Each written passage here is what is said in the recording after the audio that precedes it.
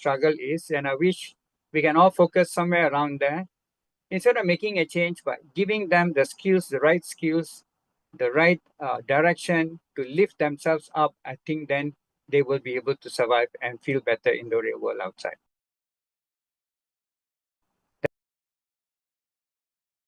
That's all. Thank you very much.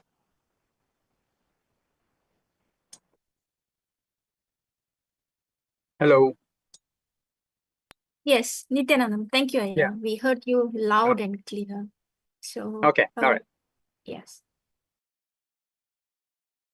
So Thank you, Mr. Yes, Balasubramaniam. Thank you for your sharing. Yeah. You're welcome. Yes. So as what you mentioned, that the youth of Hindu descendants in Malaysia are experiencing all these struggles and difficulties to grow. Like when they grow up, they have very low self-esteem. They don't know how to come out. And then you are trying to help them with different solutions, music, and different types of guidance. Actually, it's very, yes. Yeah. Yes. Actually, there are two things I just want to reflect on it. One is that the contribution from the SPH, the Supreme Pontiff of Hinduism, by reviving the e-Gurukul, for example, which enlightens the children from a young age by awakening their superconsciousness. And that is actually a fundamental solution for people not to fall into low self-esteem, not to fall into violence or non-activism. So children with the consciousness awakening actually are very mature from their inner space. They will have the more matured understanding of life, and they will naturally become leaders. So this is just some reflection that I suddenly feel that if we actually all the problems in human society that we face, like what you described, not only Hindu background children, even all the youngsters in the society today, in all the countries, actually have more or less the similar type of problems and struggles to find who they are, to choose good or bad, to become a person that they feel is maybe more successful, whether it's in a good way or a bad way. But the solution is already provided by the Sanatana Hindu Dharma in our Hindu traditions. Just by awakening the children's awareness, their consciousness, they will naturally become powerful, non-violent, peaceful, loving people and natural leaders, and far away from violence and drugs. So just by thinking of this, the revival of Sanatana Hindu Dharma, the protection of our Dharma is so important, because even today, our own descendants,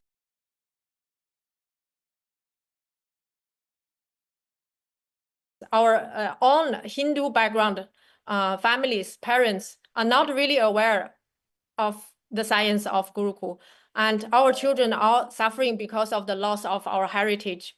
So it's such a shame that it happens to human society, because the science is not protected just because of the Hindu Holocaust. And aside from this, I just want to invite another speaker from Rajya Sabha, Singapore, who is actually very active as a e-Gurukul tutor, Ma Nitya Durgananda. So just just invite you to, because of your background in a Gurukul, and also you are active in the education. You are also very active Rajya Sabha member, long-term devotee to the Supreme Pontiff of Hinduism. Like what Mr. Balasubramanian shared just now, the children are having such issues in Malaysia. What about the situation in Singapore, and how you feel that the society can bring maturity and care to the children and support them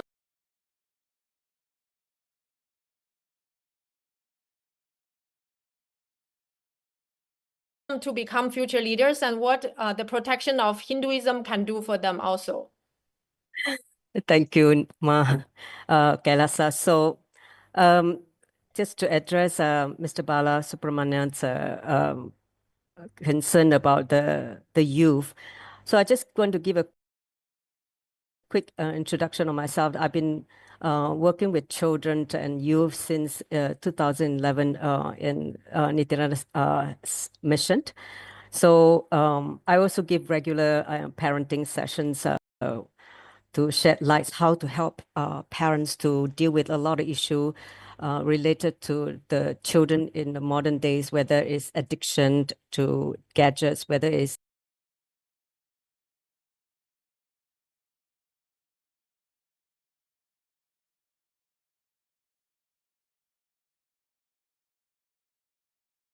suicidal tendency and all that, and also how to inspire them to really focus on something beyond what they are seeing in the external world. See, one of the things that is the children are not taught is that they are not having the right understanding that life is not what they see. If we as parents, as educators, are able to bring this understanding that life is not just what they see externally, more than that, then there's something beyond the external world that they see. These real-time translation earbuds are taking the world by storm. They let you speak and understand over 140. They are stuck in. But in the way of your If we teach them there's something beyond the cognition, external world, they will not become depressed. They will not become low self-esteem. They will not even become suicidal. Because they're not seeing beyond the external world. This is the main problem that they are stuck in many society where children are only relating to what they are seeing in the outer world. So in Sanatana Hindu Dharma, in Gurukul, we give them, the true identity of who they are. That means the cosmic identity, not just this body mind. Once they are able to experience, the powerfulness of who they are, naturally they will not be sucked into the low ideas they carry about themselves. So this is the beauty of Gurukul and the Vedic educational system, the learning system, whereby we impart this right understanding about who they are, introducing them in the right way. What Swamiji said, giving the right introduction about who they are to them. So that is the main thing in our teaching. And of course, with the guru's initiation, guru's inspiration, and the connection with the enlightened masters and avatar, that helps in also giving them many, many opportunity to experience the higher dimension of life. And that naturally gives them the excitement, the enthusiasm, like what Swamiji also initiate all of them into the third eye awakening and manifesting of Shakti. All that gives them the higher possibility of, just moving away from the lower identity they carry about themselves. So that is very important. That's why in Gurukul, Swamiji say, make the kids manifest power, because when they start manifesting the Shaktis, they are established in the oneness with the source. It means they are in the enlightened space of enlightenment, the enlightened cognition. So when they start reverberating in that space, it is very easy for them to feel the powerfulness, experience, the oneness with the source. So they will never fall into the low mood or the low self-esteem or low idea they carry about themselves, which is put inserted into their mind by society unconsciously. So I think, honestly, in Malaysia, we can do a lot more if we are able to start gathering all these children, this youth, and giving them the right understanding rooted on the Sanatana Hindu Dharma, which is based on the Gurukulam system. There are many things that we are doing now on e-Gurukul, not having them be physically in a Gurukul, but we can do it on online, because right now a lot of classes are already done online anyway. So just even like a few hours per day or a few hours per week would do so much for their consciousness, giving them this immunity from this external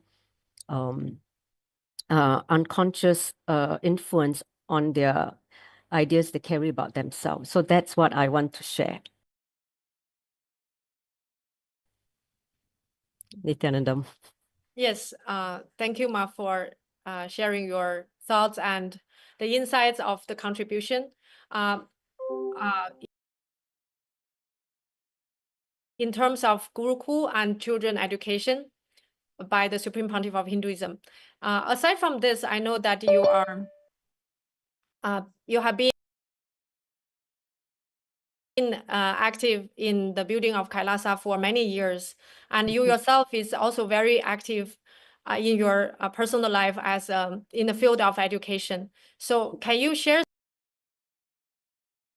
some lights from your perspective, what you see the Hindu Holocaust and persecution that are happening in the society, even in Southeast Asia to some extent, and what do you think that we should do as practicing Hindus, even though even for people like you who are not even born from a Hindu family, but we choose to live the lifestyle as a practicing Hindu, what we can do to protect the Dharma, and what we should all join together and contribute to the society in the terms of prosperity and religious harmony. Thank you. Okay, so I will continue basically based on what you just described. See, I was not born as a Hindu, but I represent a growing community of practicing Hindu. Because I discovered Hinduism, I discovered Sanatana Hindu Dharma, and then embrace it consciously, because I've chosen this as my path, my lifestyle, and living the truth of Sanatana Hindu Dharma. So today I want to speak as a voice of new living Hindus, people who, like many of us here, who discover, of course, by the grace of the Guru, Bhagavan Nityananda Paramashiva, who happened in our life, and then we discover this amazing tradition. So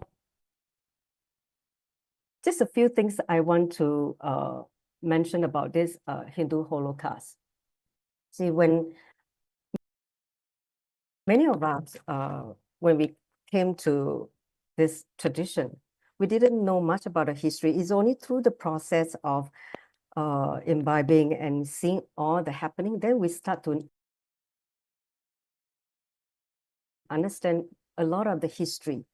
So many years or hundreds of years of histories, including the persecution and 1,000 years of the evolution of this tradition.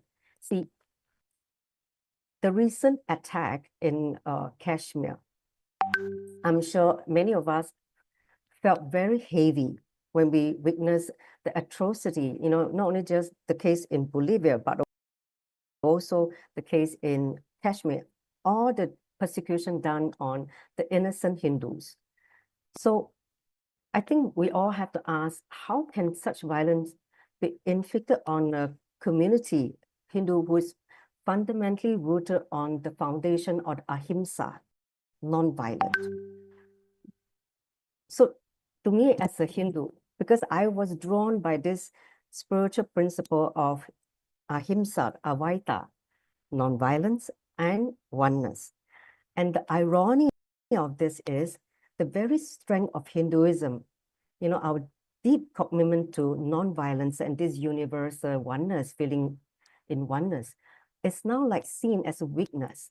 So, and that we're targeted. So I question myself, it's like, what are we missing here?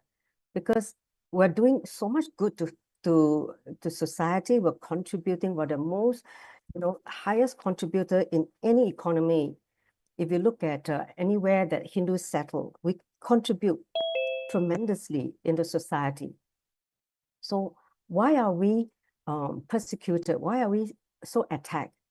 So that was something that I you know, think through. So basically, I feel that it is, see, Sanatana Hindu Dharma is not just a religion, as we all know. It is a lifestyle. It's a lifestyle of living enlightenment. It's a conscious way of existing. It taught me the principle of nonviolence and oneness, and not just as a theory, but as the experiential truth that brings such deep inner peace and, you know, Paramashanta Swarupa and understanding. So to me, it is experiential, it is real. And also this tradition, Sanatana Hindu Dharma, has also shown me the beauty of this unity in diverse, you know, in diversity, because we have more than 10,000 sampradayas, tradition, lineage. We all coexist peacefully without conflict. In Hinduism, we have so many subsets, whether it's Jainism, Sikhism, we have, you know, Tibetan Buddhism, we have so many other subsets, and we all can coexist happily in our own, you know, own uniqueness, and all in one living tradition. But unfortunately, in some other tradition, they are not able to see us as they feel threatened because maybe they are not really understanding, or they have a certain belief system that not able to bring the level of understanding that or clarity that we have as, you know, we're rooted on Dharma. So I feel strongly that we must become the protectors of Dharmas, even though there's a lot of attack and persecution. See, I feel strongly all Hindus should just wake up, not just spiritually, but socially, politically, actively get involved in protecting the Dharma. And, you know, silence is not going to be the way to protect, because in the face of injustice, in the face of attack, threatening our survival, very survival, which show that there's zero tolerance for coexistence of Advaita. It is criminally negligent on our part, as what Swamiji coined, criminally negligent, not doing our best to protect what we have built. Otherwise, if we don't protect, we're going to lose it in the future generation. So Swamiji has already reminded us, we need to protect, you know, the best things, the best glories of Sanatana Hindu Dharma, whether it's the Gurukulam system, whether it's the temples, whether it's the science of living enlightenment or manifestation, all that has brought so much richness in our life and also consciousness. We should all make sure that these are protected so that the future generation, the youth, can continue to enjoy and live powerfully with this tradition. So we definitely need to educate the world that violence in any form is not acceptable because it's a fundamental violation of human rights. And every being has a right to exist, to express, to explore their faith freely without having to feel threatened. So, and Sanatana Hindu Dharma teaches us that we can respect all path, all faith to the divine, and that message must come louder so that they don't feel threatened by our very existence. They don't feel that we're here to dominate or anything. See, the core of spirituality is basically to coexist and live enlightenment. So, which is what we're all here to discover. And if that's able to be understood by every human being on planet Earth, I think we can all live happily and bring heaven to planet Earth once more, living this enlightened civilization that we used to enjoy in the past. So that's what I want to share. Nityanandam. Yes. Thank you, Nitya Durgananda. Thank you for your sharings. And just to recap, we are in the middle of the KAILASA Southeast Asia Forum, in case you missed the beginning. And today we are discussing the forgotten Hindu Holocaust. And we are reaching out as a call for unity and Dharma revival. So for this, we are inviting you as audience to actively comment on the YouTube, and you can also leave your questions to a specific panelist or your reflections of a certain topic. So we will address your questions and we will interact with the audience on YouTube. So the next speaker, I want to introduce the Honorable Mr. Jagannathan. And yes, from Malaysia. Yeah. Yes, welcome to join the panel today. And Mr. Jagannathan is the medical social worker at UN Malaysia.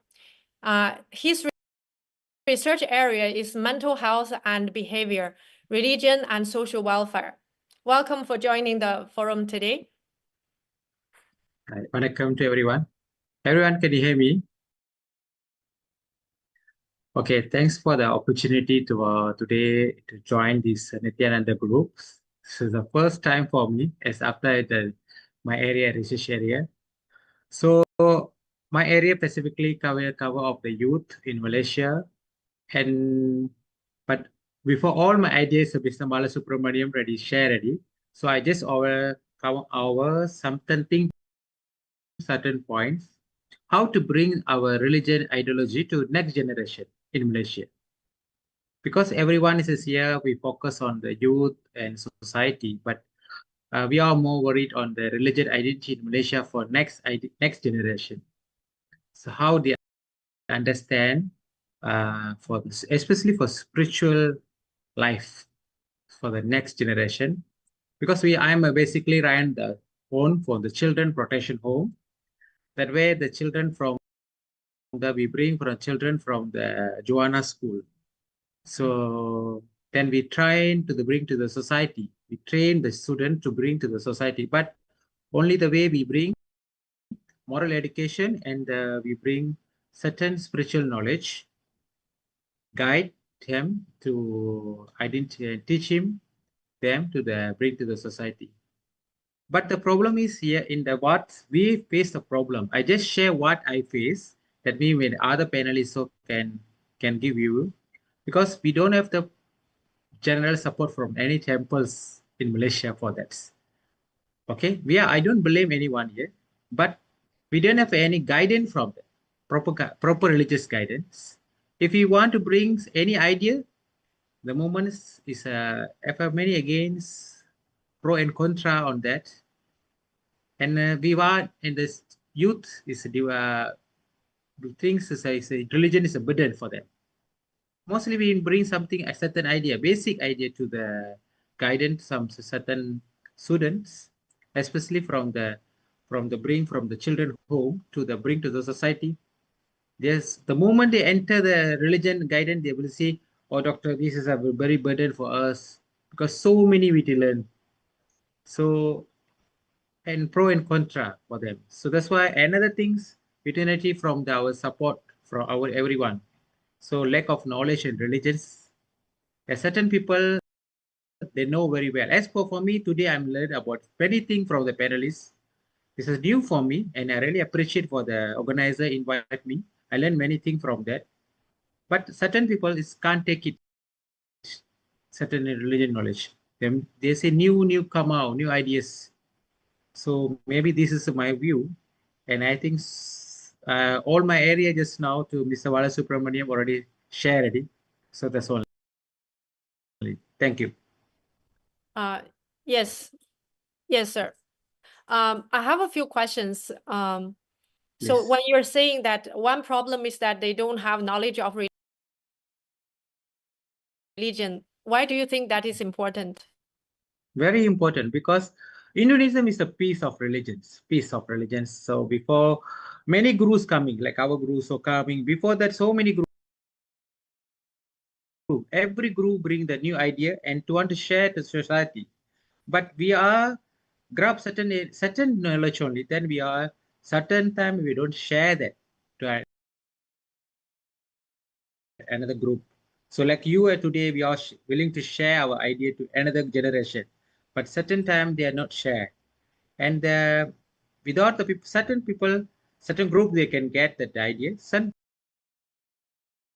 people don't have the idea. So hopefully after this, the religion can guide to in Malaysia, everyone get the spiritual guide and if a proper guide and to the understand the festival, anything, especially to how to pray first. Do you work with the only Hindu background children, youngsters, or? No, I'm in actually I'm a social worker, medical social worker. So in social work, we can't see religion. So for me, my home is I want to run in the UN. We have a human, from every country. We have the people from every country, children from every country we receive. But of course, in Malaysia, we want to bring the religion idea. We need to the concern with the parents. So they are one in the Hindu, we are bring to Hindu knowledge. They are one from the Christian, we are bring to the Christian. We are the Buddhist, we are Buddhist. But three only. We can't go to the Islam, the Malaysia rules. So for Buddhist student, they can join with our Hinduism. So Christians, we can't. So this Buddhism and Hinduism, we are just joined together in our spiritual journey. This one. Understood. So aside from the what you shared, that you feel that the children should have more understanding about their religion, which is actually what the Supreme Pontiff of Hinduism has been doing and contributing to all the Hindu populations to revive the Hinduism. And we can see that whoever is firmly rooted in the religion itself are non-violent, and they are naturally more peaceful, loving, and they have less problems and more prosperity in their life. So I completely agree with your opinion that people should have understanding of life, and they have to have higher values of their life. That is the support from the religion. And aside from this, what do you think other supports you need to make it more successful for whatever you are contributing to the field of children and youngsters? So first one, hopefully the society understand how to get back, because previously in Malaysia, the society is well understand about religion. Previously, I can talk before the 50 years, because we do the research. Before the research we done, previously they understand many things. Example, I can give the like a certain prayers. But currently we everything change with new ideas, and the ideas from where we don't know. So certain time the YouTube can be the group for them. So this all that be happen now. So that's why I said they are knowledge of the Hinduism from must get from the parents. From parents should become to the children, and then And I hope all the Tamil school in Malaysia, they have rights to teach at least one syllabus religion subject. But here we can't now. So hopefully we can bring the idea proposal to the school, bring the religion education, at least one syllabus, basic syllabus, and with the support from the parents. Nityanandam. Yes. Yeah, I would like to add here what I see here. The Guru Shishya Parampara is a break here. Like Swamiji used to say, the Guru Shishya Parampara is the one keep the lineage of Hinduism go alive. What is the teaching the Guru have experienced by Sachi Pramana, Atma Pramana. You see, this is a very important that have the lineage. That's why we have Parampara's lineage. Parampara, like Swamiji is already 123 Gurus Mahasanidhanam. I think the breakage of lineage is what I can see. Since there is the breakage of the lineage, where this all the other influence that not correct Hindu teaching is being influenced currently. So I think this is a point that we really need to look into it. Like Somji used to say, we cannot have kaka biryani. It means biryani means biryani. It should be authentically, and Somji teaches to question them. If anything, where is the source? Which sastra, which pramana are you taking? We should be right enough to ask the question before we educate or take whatever is being published. But sadly, would say that we can't blame anyone. Maybe they doesn't know where to get it. So that is what we are lacking here, I guess, from what Dr. said. Okay, thank you, Ma. So I'll just quickly introduce Ma Paramasukadaini. She's a very active Rajya Sabha member and 15 years devotee of the Supreme Pontiff of Hinduism. So what she just addressed, that is the persecution on the gurus, the denial of the importance, the core accent, the essence of gurus' role in Hinduism. So that is also due to the 2000 non-stop persecution on Hindus. So the tradition of Guru Parampara, the understanding of the importance of Guru as a core of Hinduism, who is the only one who can give the initiation and transmit the science of enlightenment, the experience of enlightenment to any individual. So that is not there anymore because of the persecution. So that is a fundamental reason for even modern society, the families are not able to continue the teaching of Hinduism because there's no guidance, there's no understanding of the in-depth teaching and the essence of the Hindu culture. I also add to what Ma Paramasukadaini just said, just a few things. See, we need to get back to connect the future generation to the wisdom of the scriptures. Swamiji again and again emphasize that we need to get back to the source knowledge of the scriptures, whether it's all the different Puranas, different Vedas, Agamas, all that are important because they are the source of the knowledge of who we are. And so much inspiration can be drawn from just understanding all these scriptures. So that is one. The other thing that we should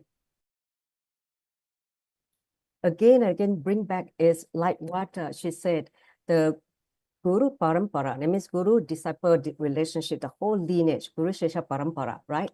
So it's like telling the story about the life of enlightened masters.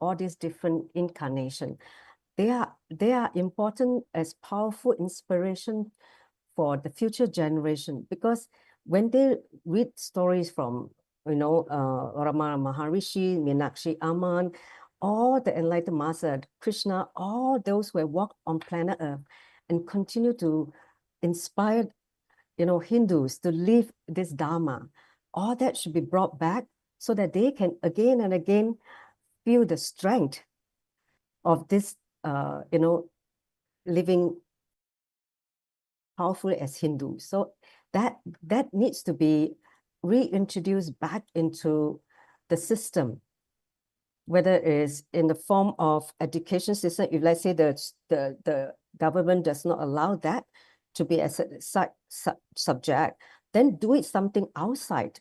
Like when we have e-Gurukul, we do something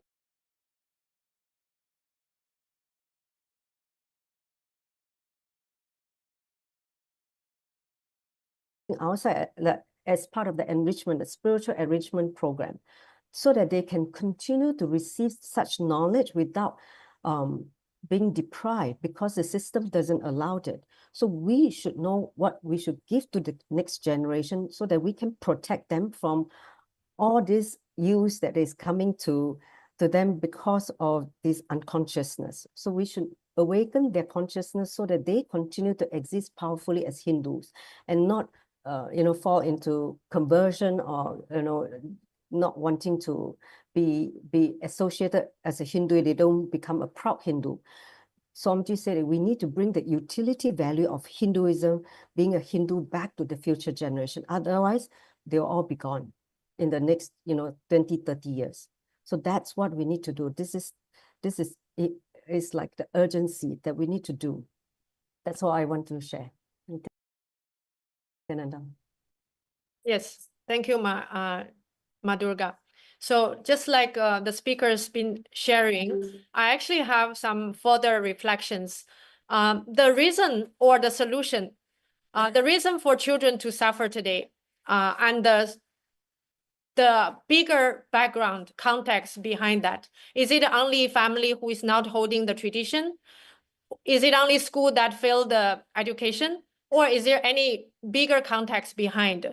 So by throwing this question, I would like to invite the next speaker, Ma Suguna Kanambai. She's an active Rajya Sabha member from Malaysia. Can you share some of your experience and your reflections on the topic? Nityananda Ma.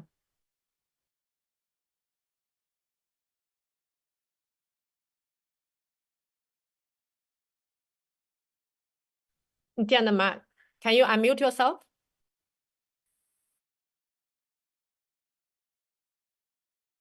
Nityanandam, Swamiji, and warm greetings to all respected spiritual leaders, keynote speakers, fellow participants and organizers. I would like to acknowledge the importance of coming together today to discuss matters that impact the global Hindu community, with particularly attention to the issues affecting our community here in Malaysia. Here is an updated overview of key social statistics concerning the Malaysian Indian community based on the latest available data from Department of Statistics of Malaysia 2024. High school dropout rate. A study by the Independent Singapore News 2024 indicates that 90% of the students from B40, bottom 40% income group, families drop out by Form 5 SPM level, given that a significant portion of the Indian community falls within this income bracket. It's inferred that dropout rates are notable high among Indian students. Alcoholism, historical data from Medical Journal of Malaysia 2024 indicates that Malaysian Indians have higher rates of alcohol consumption compared to other ethnic groups. Drug addictions. Studies by the National Drug Addiction Dashboard 2024 indicates that drug abuse is prevalent among Indian youths, particularly those involved in gang activities. Gangs reports CILISA's 2024 indicate that approximately 70% of gang members in Malaysia are ethnic Indians, despite Indians comprising about 7.3% of the national population. While exact figures are not debated, it's acknowledged that Indian youths are disproportionately represented in certain criminal activities, often linked to social economic challenges. suicides that some Malaysian Journal of Pathology 2023 reports indicates that the Indians community consistently reports higher suicidal rates compared to other ethnic groups in the country. But this is not just about external persecution. We must also look within. Our Hindu youth today are struggling, not just from discrimination, but from disconnection. Without access to authentic Hindu teachings, many are falling into drug abuse, depression, and moral confusion. The sacred link to our culture, Dharma, is being severed, and with it, the very foundation of our community is crumbling. Sanatana Hindu Dharma has never been a passive tradition. It has always risen with strength, not with violence, but with spiritual clarity, with fearless truth, and with compassion. From the teaching of Bhagwan Sri Krishna to the courage of modern day saints, our Dharma is built on the principle that when adharma rises, Dharma must stand, united, unwavering, and undivided. But we are not here to mourn. We are here to act. So what must we do today? Speak the truth boldly. Let us counter misinformation and misrepresentation wherever it appears, with facts, with scriptures, and with dignity. Educate and empower. Let us create platforms to teach authentic Hindu knowledge to our children, not just as ritual, but as a way of life. At Kailasa, there is an ongoing 30 days program called Paramashiva Sena Monthly. I feel that all adults from 18 and above should attend this program. Here we teach a lot. They can learn a lot of things. They can learn the important 4 tattvas in life: integrity, authenticity, responsibility, enriching. And also they can do incompletion from whatever past life they have gone through. So all these will help them to improve themselves. Okay. Okay, unite across differences. Whatever Shaiva, Vaishnava, Shakta, Smata, we are all one family. Our strength lies in unity. Engage with policymakers, we must ensure that our voices are heard in national dialogues, in legal reforms, and in educational policy. Support and defend each other. Let no Hindu ever stand alone when attacked. Let no temple fall into neglect. Let no youth be left behind. One major reason is a disconnect from the uplifting and empowering values of Sanatana Hindu Dharma. This forum, Uniting Voices of Dharma, is not just a one-day event. It is the beginning of a movement to restore the dignity of Hindu identity, the movement to ensure that our future generations can live with pride in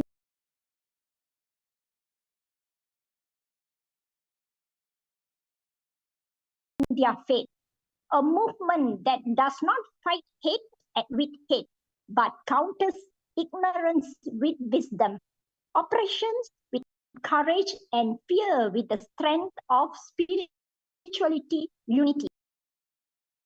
Let us remember the words of Maha Upanishad, Vasudhaiva Kudumbakam. The whole world is one family.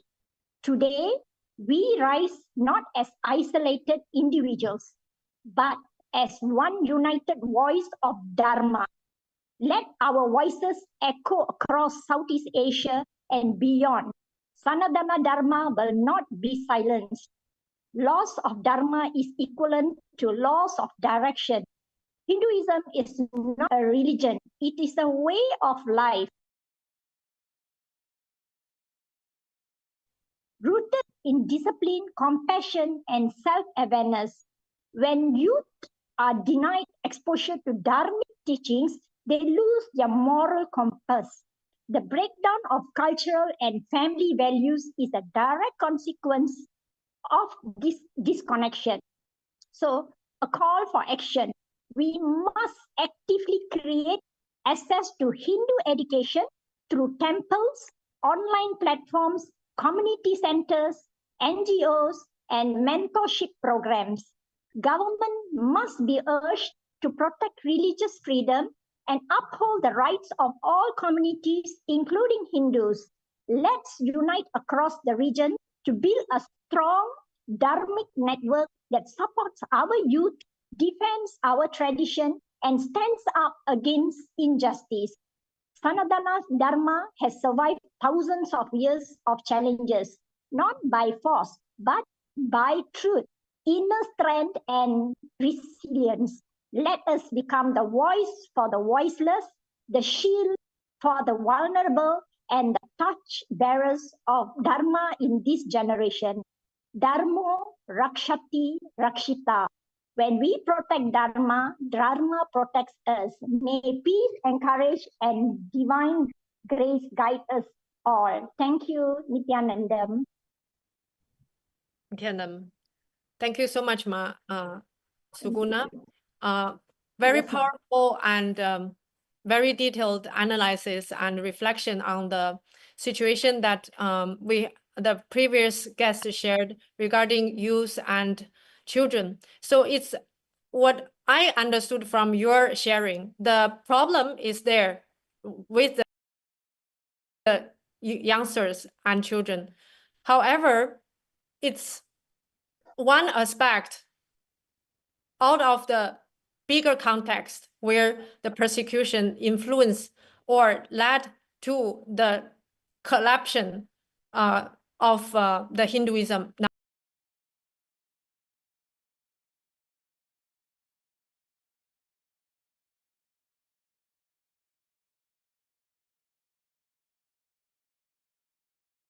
nowadays. So when Hindus are not practicing Hinduism, when the society is not protecting the Dharma, the many side effects and the consequences happen, including the criminal rates, such high criminal rates in the society like Malaysia, and people getting